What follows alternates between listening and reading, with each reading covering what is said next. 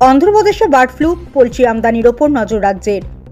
অন্ধ্রপ্রদেশে bird floor প্রকোপ বাড়তে থাকায় সেখান থেকে পশ্চিমবঙ্গে পোলট্রি আমদানির ওপর কড়া নজর রাখছে রাজ্য সরকার। রাজ্যের পশু সম্পদ উন্নয়ন মন্ত্রী স্বপন দেবনাথ জানিয়েছেন, এই বিষয়টি সম্পর্কে দপ্তর সম্পূর্ণ ওয়াকিবহাল।